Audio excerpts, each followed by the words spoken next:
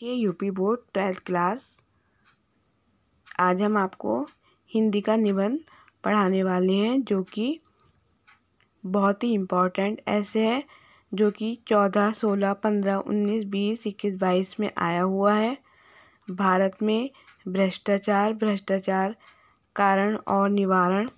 देखिए, भ्रष्टाचार के संवर्धन में सरकारी तंत्र की भूमिका। भ्रष्टाचार एक भयावह समस्या है। भ्रष्टाचार उन्मूलन, अनियंत्रित भ्रष्टाचार कारण और निवारण। देखिए, ये बहुत ही आया है, ये बहुत ही इम्पोर्टेंट है। आपका ऐसे 9 मार्क्स का होगा।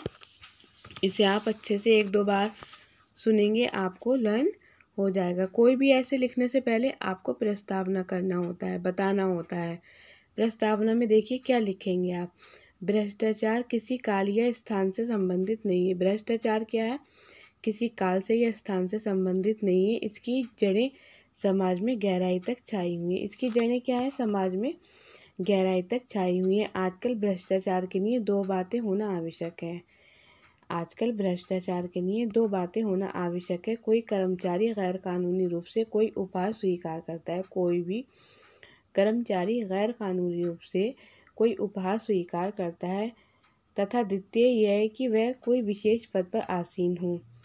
भ्रष्टाचार रूपी नासूर से आज बड़ी तेजी से पनप रहा है। देखिए, कोई भी, मैं आपको सिंपल लैंग्वेज में समझा रही हूँ। कोई भी सरकारी व्यक्ति है, वो उसे सरकारी नौकरी है और वो हमारा कोई काम कर देता है और हमसे रिश्वत ले लेता है, तो उसे हम क्या कहते हैं? भ्रष्टाचार। अब देखिए भ्रष्टाचार का अर्थ। भ्रष्टाचारी व्यक्ति सदैव सेवा और सहयोग की भावना से बहुत ही नाटकीय ढंग से पेश करता है। भ्रष्टाचारी जो व्यक्ति होता है सदैव सेवा और सहयोग की भावना को बहुत ही नाटकीय ढंग से पेश करता है। सही मायने में वो इससे बहुत दूर होता है। सही मायने में क्या है? वो इन बातों से सबसे दूर होता है। संभ्रांत कहे जाने वाले व्यक्ति, यानी ऊंचे कहे जाने वाले व्यक्ति जब सामाजिक हितों को त्याग कर व्यक्तिगत स्वार्थ को प्राधान्यता देने लगते हैं, मतलब अपने स्वार्थ के बारे में सोचने लगते हैं। अनुचित लाभों की आशा से समाज में कानून विरोधी साधनों को अपनाते हैं। अनुचित लाभ की आशा से मतलब यह है कि गलत तरीके से हमारा फ़ायदा हो जाए तो कानूनी विरोधी साधनों को अपनाते हैं, जो हमारे कानून के विरुद्ध उस साधनों को अपनाते हैं। तो यही सार्वजनिक जीवन में भ्रष्टाचार कहलाता है। अब देखिए, भारत में बढ़ता भ्रष्टाचार। देखिए, भारत में भ्रष्टाचार की समस्या देशव्यापी बन गई है। भारत में क्या है? भारत में भ्रष्टाचार की समस्या क्या है? देशव्यापी बन गई है। जीवन का कोई क्षेत्र इससे अछूता नहीं रह गया है। जीवन का कोई क्षेत्र इससे अछूता नहीं रह गया है। स्वर्गीय विनोबा भावे के शब्दों में आज भ्रष्टाचार ही शिष्टाचार बन गया है। देखिए कितना अच्छा कहा है। स्वर्गीय विनोबा भावे ने कहा है कि आज ही भ्रष्टाचार जो है वो शिष्टाचार बन गया है। विभिन्न कार्यालयों में अपना काम करवाने के लिए, कोई परमिट लेने के लिए, कोई विदेश जाने के लिए, व्यापार में अधिक धन कमाने के लिए, यहाँ तक कि परीक्षा में पास होने के लिए या हत्या करके छूटने के लिए भी आज भी भ्रष्ट तरीकों का सहारा लिया जाता है। लोगों को नैतिक चरित्र गिर चुका है। लोगों का क्या है? नैतिक चरित्र गिर चुका है। राष्ट्रीय हितों को त्याग कर केवल स्वार्थ की पूर्ति की जा रही है। अब देखिए भ्रष्टाचार के कारण। भ्रष्टाचार के प्रमुख कारण हैं: चुनाव प्रणाली का दोषयुक्त होना, शिक्षा का गिरता स्तर, निम्न कोटि का साहित्य, चलचित्र, दूरदर्शन, पाश्चात्य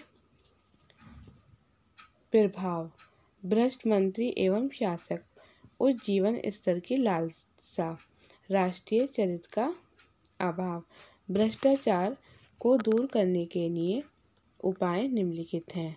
देखिए, भ्रष्टाचार कैसे दूर हो सकता है? उच्च शिक्षा का प्रसार। भारत में भ्रष्टाचार सबसे अधिक शिक्षित वर्ग में है। देखिए, भारत में कहाँ है भ्रष्टाचार भारत में भ्रष्टाचार सबसे अधिक शिक्षित वर्ग में है। अतः सबसे पहले शिक्षित वर्ग के नैतिक स्तर को ऊंचा उठाया जाना चाहिए। अतः सबसे पहले शिक्षित वर्ग के नैतिक स्तर को ऊंचा उठाया जाना चाहिए। बालकों को नैतिक आध्यात्मिक शिक्षा के साथ साथ धार्मिक शिक्षा भी दी जानी चाहिए। बालकों को नैतिक व आध्यात्मिक शिक्षा के साथ साथ क्या कह रहे हैं, बालक को नैतिक व आध्यात्मिक शिक्षा के साथ साथ धार्मिक शिक्षा भी अवश्य देनी चाहिए। प्रशासकीय सुधार, प्रशासन में व्याप्त भ्रष्टाचार को समाप्त करना आवश्यक है। देखिए, प्रशासन में व्याप्त भ्रष्टाचार को समाप्त करना आवश्यक है। जो व्यक्ति रिश्वत लेते हैं उन्हें तुरंत नौकरी से हटाना चाहिए।